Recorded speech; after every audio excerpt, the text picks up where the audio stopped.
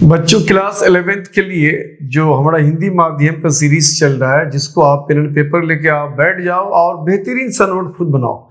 क्योंकि ये जो आपका बना हुआ नोट्स होगा, खुद का बना हुआ नोट जब आप पढ़ोगे बच्चों, तो बहुत ज़्यादा अच्छा लगेगा और समझने में भी बहुत आसानी होगी।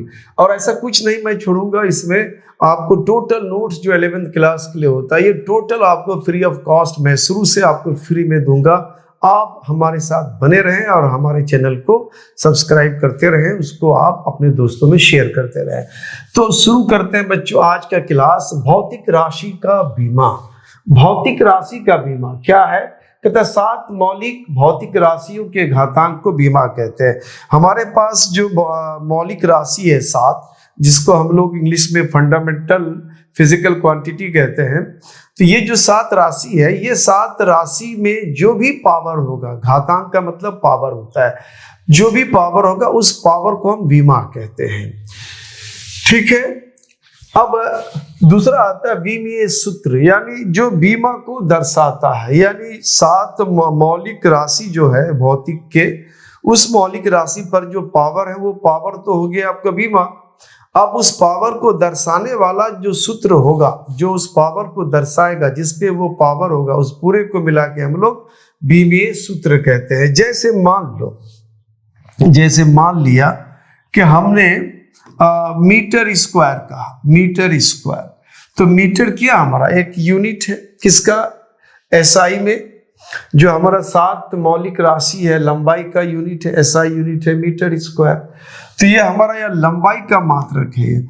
अब इस लंबाई के मात्रक में जो ये पावर आया, जो हमारे पास 7 मौलिक राशि है, तो उस मौलिक राशि में लंबाई भी हमारा मौलिक राशि है, उसका जो ये पावर आया, इस पावर को हम लोग कहते हैं बीमा। तो अब यहाँ इसमें बीमा हमारा हो गया 2, और बीमीय सूत्र कहते हैं ये पूरा जो बीमा को दर्शाने का काम करता है वो हो गया बीमीय सूत्र। ये हो गया बीमीय सूत्र, इसको हम लोग m⁴ कहते हैं।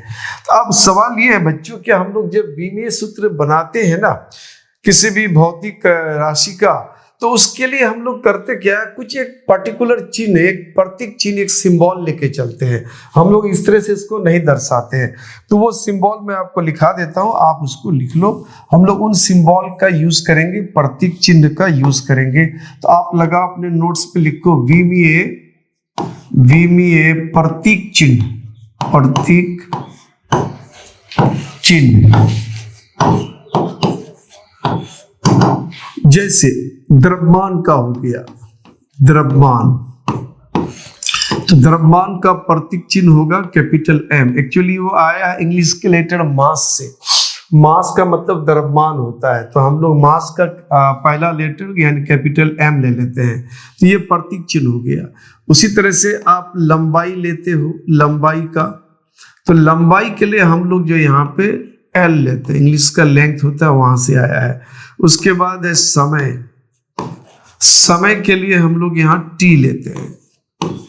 उसके बाद आता है तापमान, तापमान, तापमान के लिए भी T से शुरू होता है। जैसे समय के लिए हमारा टाइम है तो T लिया हमने, तो तापमान के लिए फिर T नहीं ले सकते हैं, टेम्परेचर, इंग्लिश इसका टेम्परेचर होता है।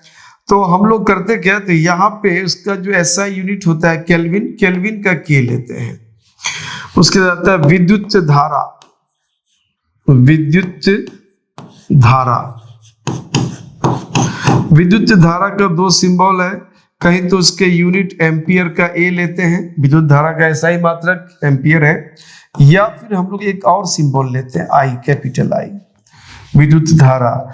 उसके बाद आता है ज्योति तीव्रता, ज्योति तीव्रता, ये लाइट में यानी प्रकाशिकी में पढ़ाया जाएगा।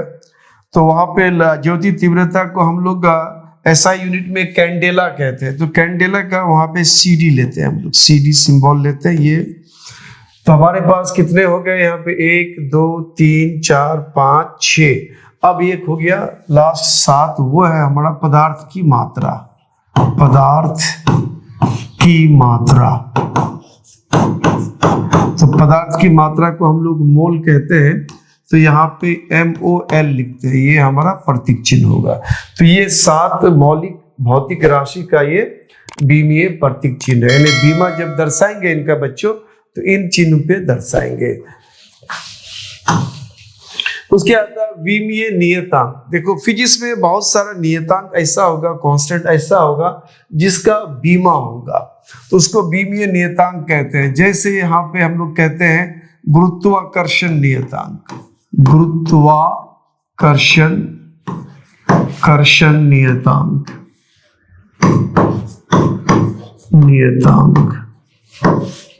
उसमें हम लोग कैपिटल G से डिनोट करते हैं।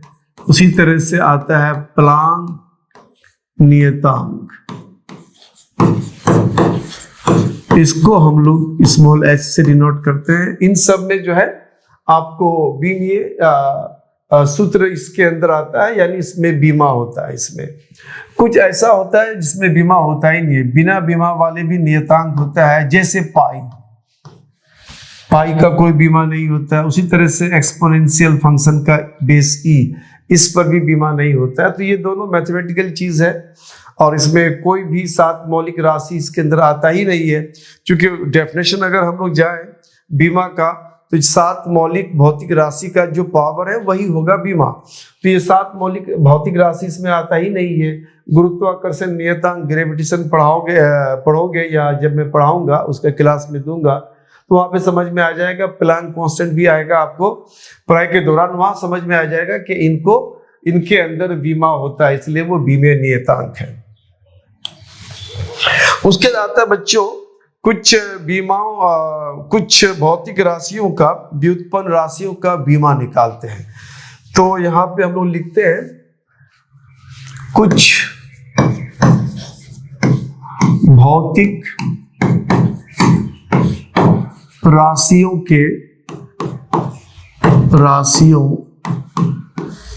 के बीमा।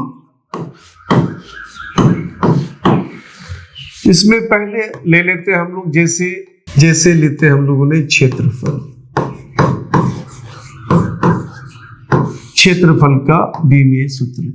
तो अब क्षेत्रफल को अगर हम लोग लिखते हैं जनरली तो क्या लिखते हैं, नॉर्मली लंबाई गुने चौड़ाई लिखते हैं, L इंटू B लिखते हैं। तो अब यहाँ पे हम लोग बीमा लेंगे, बीमीय प्रतीक चिन्ह, लंबाई का बीमीय प्रतीक चिन्ह हमने बताया बच्चों ये कैपिटल L होता है। अब ये चौड़ाई का ऐसा नहीं है, 7 मौलिक राशि में चौड़ाई नहीं आता है, लंबाई आता है, सिर्फ नाम लंबाई है। तो आप उसको ऐसे समझो कि जहां लंबाई की बात होती है तो उसको हम लोग किस में नापते हैं, मीटर में नापते हैं। तो जहां भी जिस क्वांटिटी में, जिस भौतिक राशि में मीटर शब्द आ जाए नापने के लिए, मीटर, इंच, किलोमीटर, इस तरह के यूनिट का मतलब मात्रक का अगर यूज करो, प्रयोग हो सके, तो आप उसके लिए आंख बंद करके बीमीय सूत्र प्रतीक चिन्ह L ले लीजिए। तो ये हो गया L इंटू L स्क्वायर, इसको स्क्वायर ब्रैकेट से घेर देते हैं। तो ये हो गया क्षेत्रफल का बीमीय सूत्र। अगर बोला जाएगा कि क्षेत्रफल का बीमीय सूत्र कितना है, बीमीय सूत्र, तो ये बोलेंगे L पावर 2। अब यहाँ L क्या है, लंबाई के लिए हम लोग ये सिंबल लेते हैं, उस पे जो पावर आएगा उसको सिर्फ बीमा कहेंगे। अगर बोलेगा कि क्षेत्रफल में लंबाई का बीमा, क्षेत्रफल में पूछता है कभी कभी, क्षेत्रफल में लंबाई का बीमा, तो इसका बीमा क्या होगा, तो ये जो पावर है उस पावर को हम लोग कहते हैं बीमा। तो ये हो गया आपका क्षेत्रफल। उसी तरह से अगर आप निकालोगे आयतन का, तो आयतन के लिए लेते हैं हम लोग लंबाई गुने चौड़ाई गुने ऊंचाई, ये सिंबल यूज करते हैं L गुने B गुने H। बच्चा क्लास 7-8 से सब फॉर्मूला जानते हो। तो बच्चों इन सबको अगर आप नापोगे, इनको नापने का जो मात्रक है हमारा, ये यूनिट है, वो क्या है, मीटर है। लंबाई को भी मीटर में नापते हैं, चौड़ाई को भी, ऊंचाई को भी। तो जहां मीटर आ गया उसके लिए बीमीय प्रतीक चिन्ह L ले लेना है, कैपिटल। तो ये भी L हो गया बच्चों, ये भी L और ये भी L, तो क्या हो जाएगा L क्यूब। अगर बोला जाए कि आयतन का बीमीय सूत्र क्या है तो बोलेंगे L क्यूब। फिर बोलेंगे आयतन में लंबाई का बीमा क्या है तो बोलेंगे वो 3। पावर को सिर्फ बीमा कहते हैं। हम लोग और थोड़ा सा आगे चलते हैं हम लोग 3 में। आयतन हो गया, उसके बाद क्षेत्रफल हो गया। चलो चाल निकालते हैं। चाल का बीमा। चाल बराबर क्या होता है बच्चों? दूरी बटे समय। दूरी बटे समय।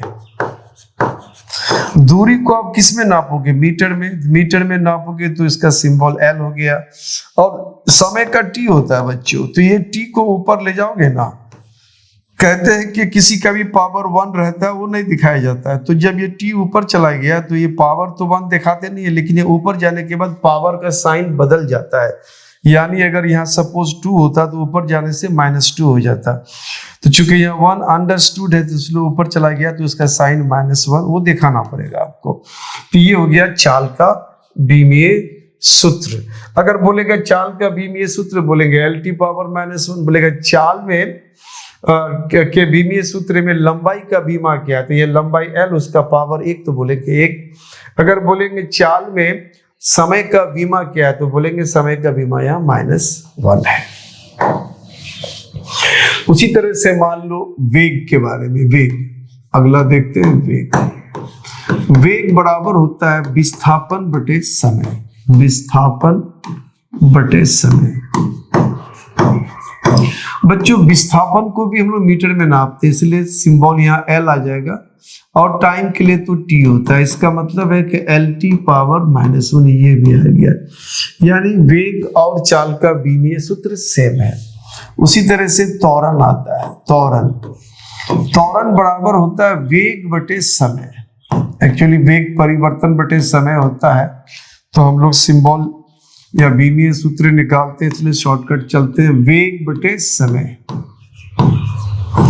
वेग का अभी देखा LT पावर -1 और समय के लिए T होता है, तो LT पावर -1 इस T को ऊपर करेंगे तो T पावर -1 हो जाएगा। LT पावर -1 -2 हो जाएगा।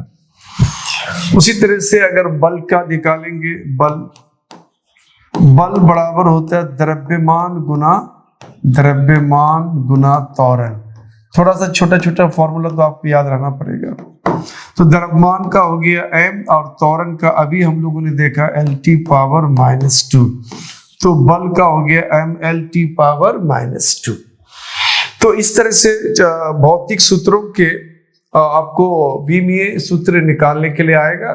तो कोई बड़ी बात नहीं है। आप 7 जो मौलिक राशि है उसका एक सिंबल याद रखना है, और किस भौतिक सूत्र में कौन सा सिंबल, कौन सा राशि आता है। द्रव्यमान आता है, समय आता है, टाइम आता है, विद्युत धारा आता है, तापमान आता है। जो आता है उसका सिंबल मैंने आपको बता दिया, वो बैठा करके इसको सॉल्व करना बहुत आसान है। अब हम लोग चलते हैं बीमा का अनुप्रयोग। जो बीमा हम लोगों ने पढ़ा बच्चों, आखिर उसका यूज कहाँ है?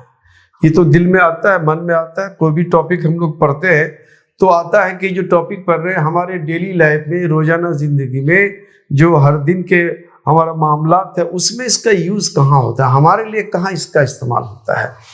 तो भौतिकी में बीमा का जो प्रयोग होता है बच्चों, तो ये हम लोग जनरली 3 तरह से करते हैं। एक है एक निकाय के मात्रक को, एक निकाय के मात्रक को दूसरे निकाय में बदलना। दूसरे निकाय में बदलना मतलब जैसे बल का एक SI जो निकाय है, सिस्टम है, SI सिस्टम में, SI निकाय में बल का मात्रक जो है वो न्यूटन होता है। अब उसको हम चाहते हैं कि CGS में चेंज करें, तो CGS में उसका जो मात्रक है वो कितना होगा, क्या होगा, और वह CGS में जैसे हम लोग डाइन कहते हैं, बल के मात्रक को, बल के यूनिट को वहाँ डाइन कहा जाता है। तो अब हमें अगर कोई बल का वैल्यू SI में दिया हुआ, उसको CGS में बदलना है तो कितना होगा, तो हम इस बीमा के विधि द्वारा उसको हम लोग कर सकते हैं। दूसरा यह है कि भौतिक सूत्रों के सत्यता की जांच, भौतिक सूत्रों के सत्यता की जांच, सत्यता की जांच। हमारे पास जो फिजिक्स का फॉर्मूला होता है, छोटा छोटा फॉर्मूला है, जो भी फॉर्मूला है वो फॉर्मूला सही है या नहीं है, उसको भौतिक सूत्र की सत्यता की जांच कहते हैं। जैसे मान लो S equal to UT plus half आप पढ़ के आए हो AT स्क्वायर। तो अभी जो फॉर्मूला हमने लिखा, कहीं लिखने में कहीं छूट तो नहीं गया, AT स्क्वायर है या हमने AT क्यूब कर दिया, 1/2 है, या UT है, UT को हटा के यहाँ मान लो गलती से हमने U सिर्फ लिख दिया, T छूट गया। तो कह रहा है कि अगर आपने इस फॉर्मूला में कहीं छोटी सी गलती किया है तो वीमा के द्वारा जांच करने पर पता चलेगा कि ये फॉर्मूला गलत है, आपने सही नहीं लिखा है। तो ये दूसरा इसका यूज है। तीसरा इसका यूज है कि छोटा छोटा भौतिकी में जो फॉर्मूला होता है उसको बनाना, यानी इसको बोलते हैं भौतिक सूत्रों की स्थापना, यानी फिजिक्स में जो फॉर्मूला होता है उसको कैसे बनाया जाए, स्थापना। ये मुख्य 3 प्रयोग आपके सिलेबस के आधार पर है। तो हम लोग इन प्रयोग में पहला प्रयोग देखते हैं, पहला प्रयोग को हम लोग देखते हैं। तो पहला प्रयोग को देखने के लिए बाकी 2 को मैं मिटा देता हूं यहां से, आप उसको पॉज करके लिख लेना बच्चों। तो पहला प्रयोग में एक निकाय के मात्रक को दूसरे में बदलना, कैसे बदलेंगे, तो उसके लिए एक सूत्र है N2 इक्वल टू, ये याद रखना होगा, N1 और M1 अपॉन M2, ये पावर है A, L1 अपॉन L2 ये पावर है B, और T1 अपॉन T2 ये पावर है C। अब ये N1, L1, M1, A, B क्या है, तो यहां मैं लिख देता हूं। देखो बच्चों, जब किसी एक निकाय के, जैसे मान लो ले लो क्षेत्रफल, यानी क्षेत्रफल का जो फॉर्मूला है या क्षेत्रफल का जो मात्रक है वो क्या, मीटर स्क्वायर है SI में। अब बोलेगा कि इतना क्षेत्रफल का वैल्यू है 10 मीटर स्क्वायर है, आप इसको CGS में कैसे बदलोगे, CGS में कितना होगा। तो इस तरह से हमारे पास 2 निकाय होता है, एक होता है प्रथम निकाय फर्स्ट, और दूसरा होता है सेकेंड।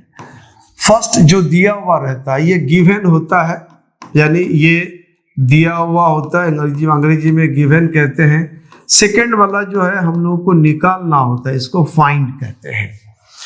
तो पहला जो एक एक इसमें दिया हुआ है नंबर, उसको हम लोग पहले लिखते हैं, ये N1, M1, L1 और T1। इसी तरह से N2, M2, L2 and T2।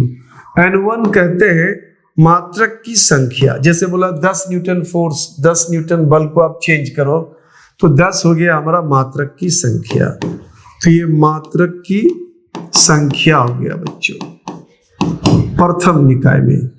दूसरा यह है द्रव्यमान,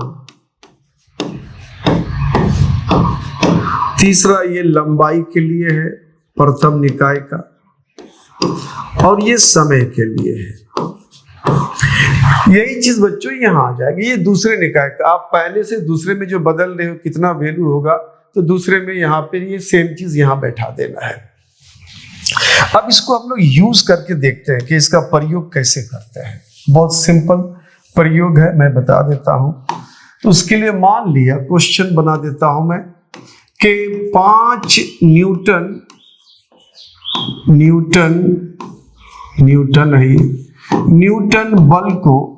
बल को CGS पद्धति में या निकाय में बदले।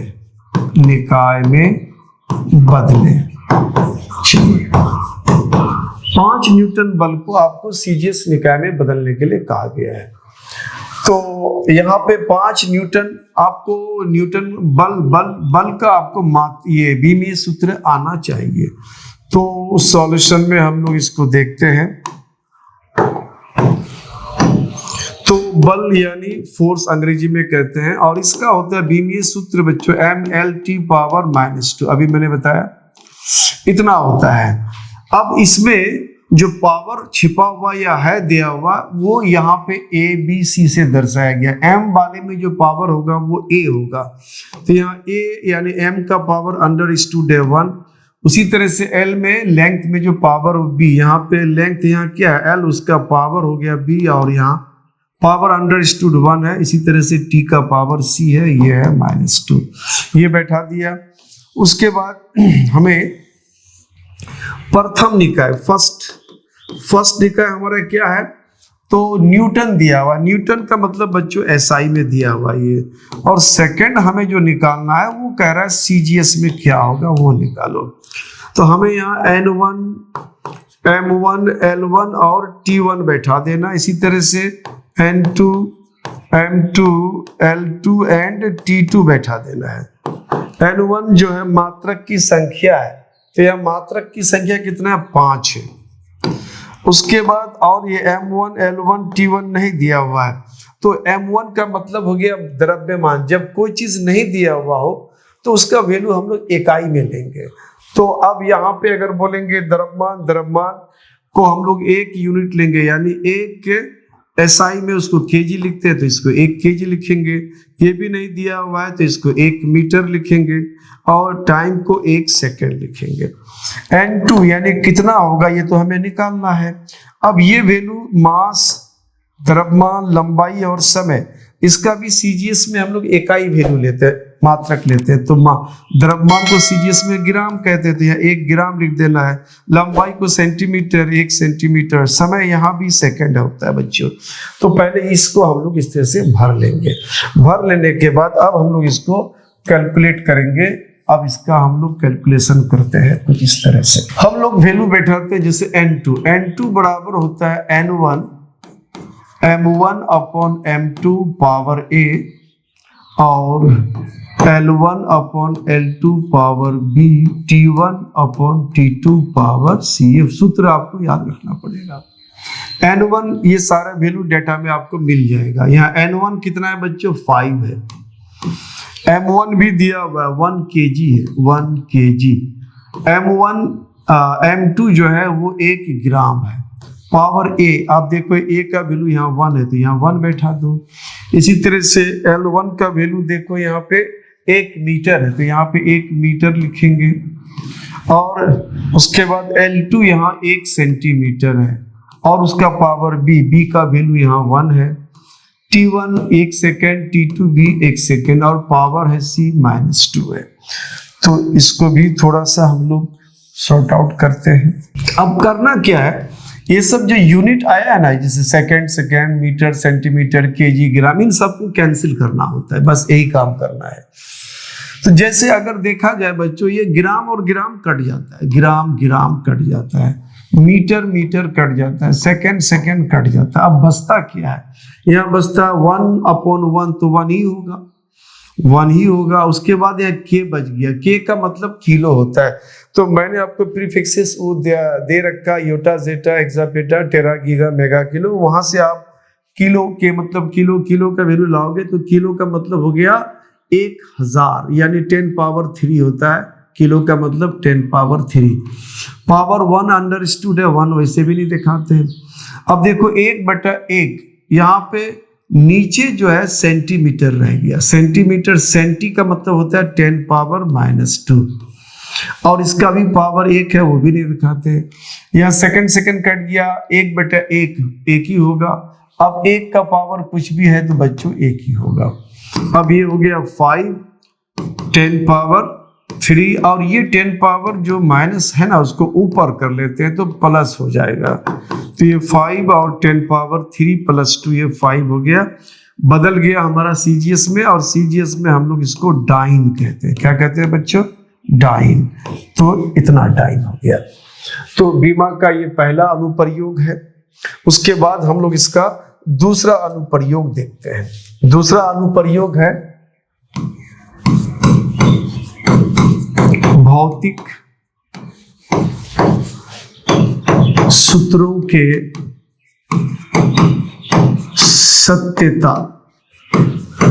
सत्यता की जांच।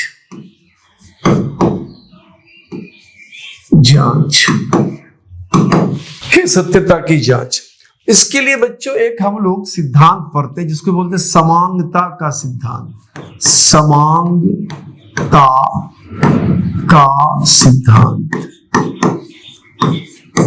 इस सिद्धांत में बच्चों आता क्या है कि भौतिक सूत्रों के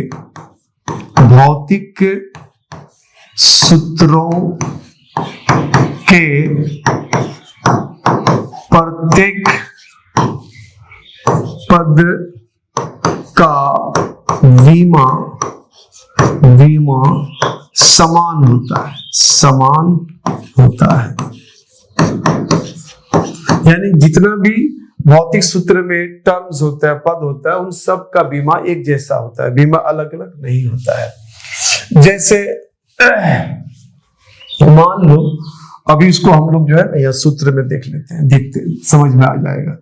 जैसे मान लिया हमारे पास फॉर्मूला कुछ दिया हुआ है, एक दिया हुआ है S equal to UT plus half AT square. दूसरा मान लेते हैं V equal to U plus AT, और तीसरा मान लिया कि V square equal to U square plus 2AS। ये तीन सूत्र इसलिए मैं दिया कि आप तीन ये 10th स्टैंडर्ड तक पढ़ के भी आए हो, आपको ये पता है। तो अब मान लो ये फॉर्मूला हमने सही लिखा है या गलत लिखा है, तो भौतिक जो फॉर्मूला है, सूत्र है, इसकी सत्यता की जांच, सही और गलत की जांच हम लोग विमा के मदद से करते हैं। तो जैसे नंबर 1 को हम चेक करते हैं, तो हमारे पास ये formula UT plus half AT square है। तो हमें यह देखना होगा कि इस सूत्र में कितना पद है। कहता है हर एक पद का बीमा समान होगा, समानता का सिद्धांत कहता है। तो हमारे पास यहाँ पद जो है 3 है, ये 1 है, ये दोनों मिला के 1 और ये मिला के 1, तो हमारे पास 3 पद है। हमें तीनों पद का बीमा निकालना पड़ेगा। अगर तीनों का बीमा समान है तो बोलेंगे सूत्र बीमीय रूप से सही है। तो अब है कि हम लोग किसका निकालेंगे, तो सबसे पहले S का निकालते हैं। तो S बराबर हो जाएगा दूरी, और दूरी को हम लोग मीटर में, मीटर का सेंस जहां आ जाएगा वहां L ले लेना है। उसके बाद आता है UT, दूसरा टर्म हमारा पद है, इसको ऐसे घेर देते हैं, इसका मतलब होता है बीमा निकाल रहे। U क्या है बच्चों, प्रारंभिक वेग।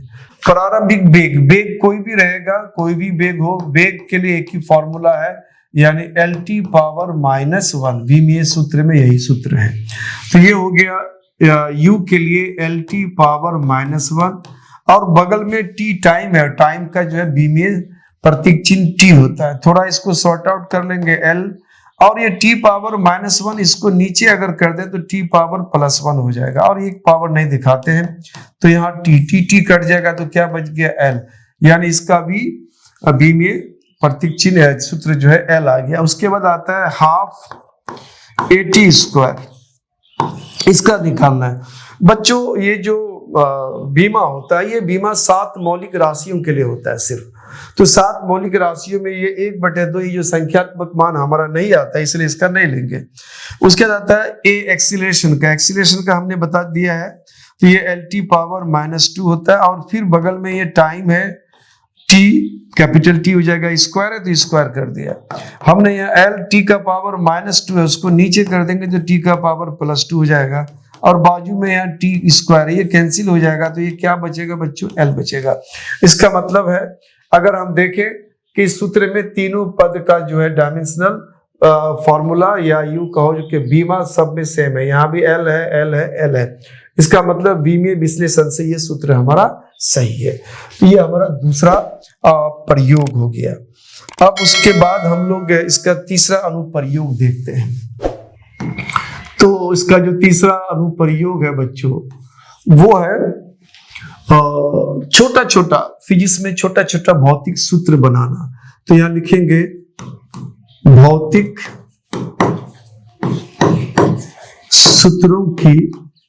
सूत्रों की स्थापना।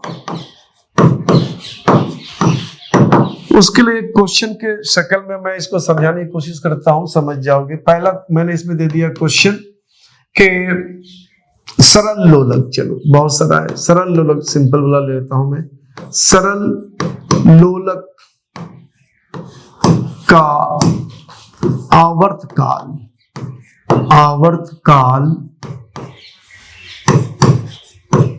निर्भर करता है, निर्भर करता है। नंबर 1, धागे की लंबाई पर, धागे की लंबाई पर।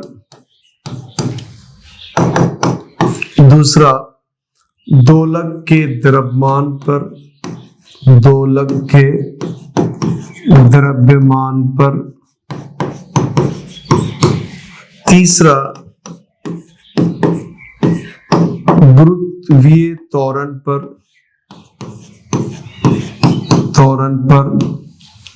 तो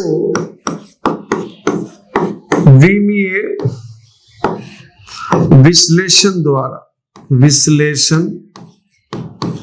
विश्लेषण द्वारा आवर्तकाल का सूत्र ज्ञात करें। आवर्तकाल का सूत्र ज्ञात करें। चलो, ये क्वेश्चन हमें दिया गया। अब थोड़ा इसको समझना है कि सरल लोलक क्या है। देखो, कोई भी छोटा सा मास, जैसे मान लिया एक छोटा सा एक गोला ले लिया हमने धातु का, छोटा सा गोला ले लिया धातु का। अब इसको बहुत पतले तार से या पतले, जिसको धागा कहते हैं, एकदम महीन धागा, जिसका द्रव्यमान नहीं के बराबर होना चाहिए, जिसको हम लोग यहाँ पे सैद्धांतिक रूप से मानते हैं धागे का कोई द्रव्यमान ही नहीं है। तो ऐसा तो नहीं है कि किसी का द्रव्यमान नहीं, द्रव्यमान तो है बट बहुत कम है, नहीं के बराबर, इसलिए इसको हम लोग कभी कभी द्रव्यमानहीन कहते हैं। इतना पतला धागा हो और उस धागे में कोई धातु का गोला को लटका दो, और लटकाने के बाद इधर खींच करके यहाँ पे इस गोले को यहाँ लेके आओ, खींच करके और लाके यहाँ पे छोड़ दो, तो वो क्या करता है, कुछ देर तक वो दोलन करता है, कुछ देर तक इस तरह से दोलन करेगा।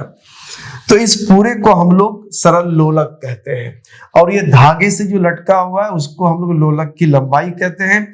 और ये जो द्रव्यमान होता है किसी भी धातु का, इसको हम लोग दोलक कहते हैं। इसका नाम दोलक है, पूरे का नाम नोलक है, और ये धागे की लंबाई हो गया।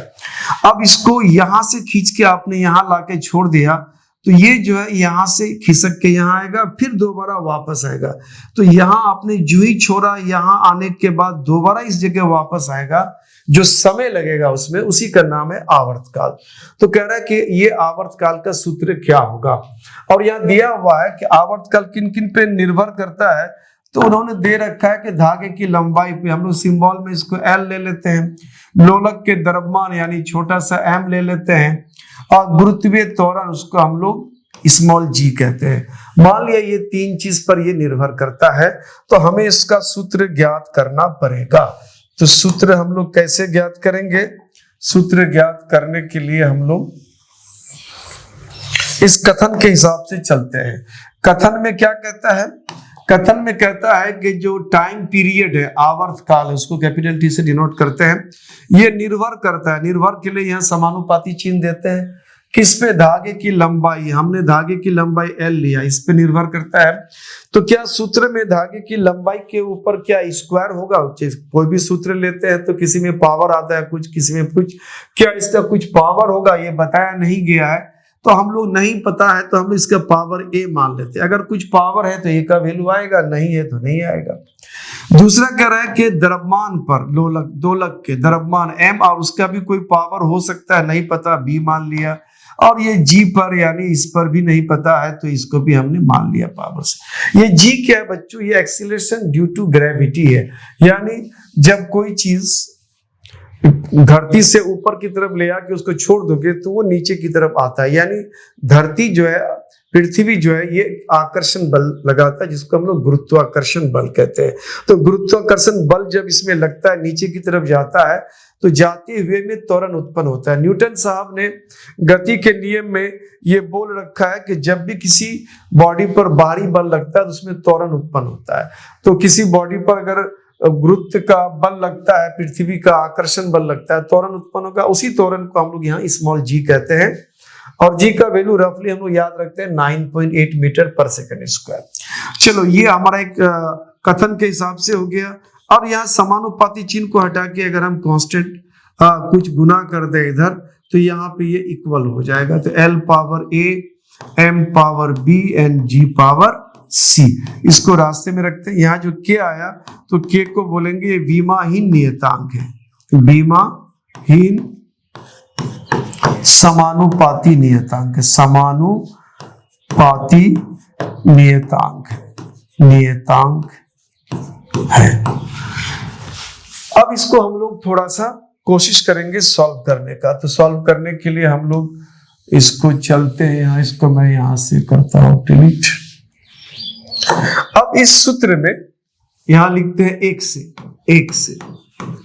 इस सूत्र में दोनों तरफ ये सिंबल लगा दे, इसका मतलब होता है कि आप बीमीय सूत्र निकालना चाहते हो कि l power a, m power b and g power c, इधर भी हमने लगा दिया। तो इधर तो यहाँ t टाइम के लिए होता है और t सिंबल भी है, तो इसको हम कुछ करना नहीं है। k के बारे में हम लोग मान के चलने के बीमाहीन, इसका कोई बीमा नहीं है तो नहीं लेंगे। ये l लंबाई के लिए सिंबल कैपिटल L लेते हैं, द्रव्यमान के लिए m लेते हैं। अब रह गया यहाँ g का नाम है त्वरण, गुरुत्वीय त्वरण। बच्चों जहां भी त्वरण आएगा, त्वरण कई तरह का होगा, गुरुत्वीय त्वरण होगा, रैखिक त्वरण होगा, कोणीय त्वरण होगा, क्या कहते हैं रैखिक त्वरण होगा, अभिकेंद्रीय त्वरण होगा। जहां भी त्वरण शब्द आ जाएगा ना बच्चों, तो यह समझ लेना कि यह LT पावर -2 है, ये याद रखना है। तो इस g का हो जाएगा LT पावर -2, पावर है g का फिर c। थोड़ा इसको सॉर्ट आउट करते हैं, m को पहले कर देते हैं m पावर b, और यहाँ l पावर a है और यहाँ LT पावर -2, इस पर होल पावर c है। तो ये c l का भी पावर होगा और इसका भी होगा। तो जब l का पावर c होगा और l का पावर यहाँ a है, तो दो जगह l गुना हो जाएगा, तो पावर जुड़ जाता है, तो यहाँ a प्लस c हो जाएगा। और t पर बच्चों यहाँ -2 पहले से, फिर होल पावर c, तो पावर आपस में गुना लगता है, -2 इंटू c। तो इस तरह से ये वैल्यू हमारा आया।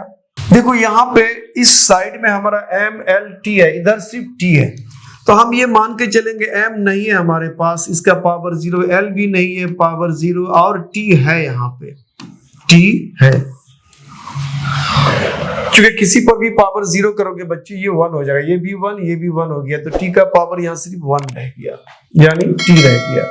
अब हम लोग क्या करते हैं, जब ये और ये आपस में बराबर हो, तो ये जो राशि है, राशियों का पावर बराबर होना पड़ेगा, नहीं तो ये बराबर नहीं हो सकता है।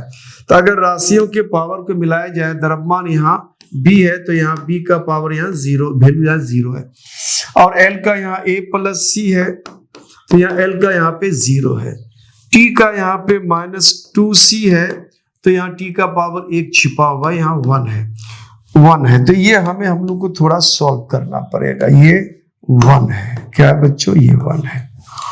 तो सॉल्व करने के लिए a तो हमारा यहाँ पे b तो ऑलरेडी सॉल्व ही है।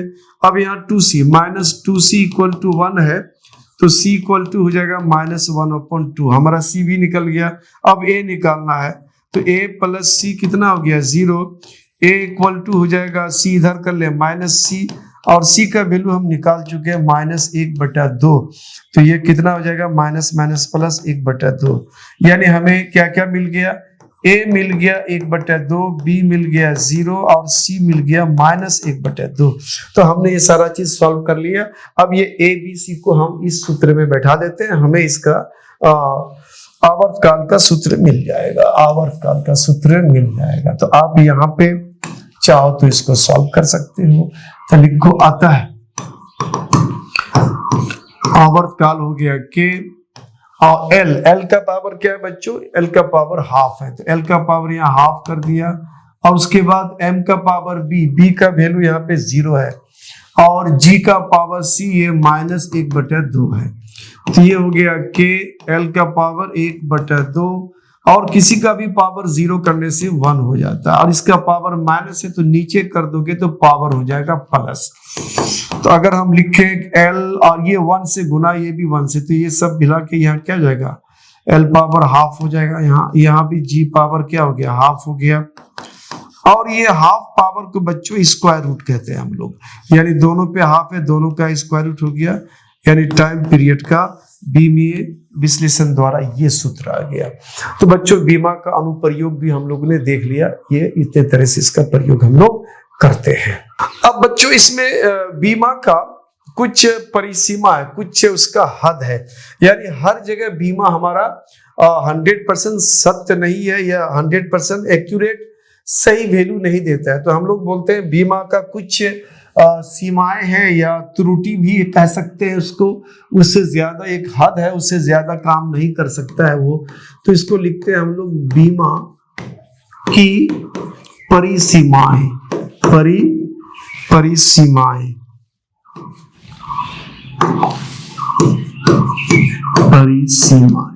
लिमिटेशंस ऑफ इंग्लिश में कहते हैं डायमेंशन। सबसे पहला तो ये बच्चों कि यह सदिश या अदिश ये नहीं बता पाता है। बीमा सदिश तथा अदिश नहीं बताता है, कौन वेक्टर है कौन स्केलर, अदिश नहीं बताता है, सिर्फ उसका मान बताता है। दूसरा, उसका मात्रक क्या होगा यूनिट नहीं बताता है, ये मात्रक नहीं बताता है, मात्रक नहीं बताता है, नहीं बताता है। तीसरा, इसमें संख्यात्मक मान का भी कोई बीमा नहीं होता है। जैसे हमने कहा कि S बराबर UT plus half AT square है ना बच्चों, ये हाफ का बीमा नहीं हुआ। अगर गलती से ये हाफ तुमने अगर नहीं दिया तब भी बीमा इसको सही बता देगा, क्योंकि इसका बीमा वो ले ही नहीं रहा है। अगर 1/2 की जगह यहाँ पे 1/3 भी गलती से बैठा दिया तब भी वो बीमे सूत्र से सही हो जाएगा, क्योंकि इसका बीमा उसको लेना नहीं है। तो संख्यात्मक मान का बीमा नहीं होता है, ये भी एक मजबूरी है उसका। संख्यात्मक मान का बीमा नहीं होता है, बीमा नहीं होता है, ये भी उसकी मजबूरी है। उसके बाद आता है संख्यात्मक मान का बीमा नहीं होता है। इसमें त्रिकोणमिति में sine theta, cos theta, tan theta, sec theta, इसी तरह से लॉग एक्स, इसी तरह से एक्सपोनेंशियल फंक्शन कहते हैं e पावर x इत्यादि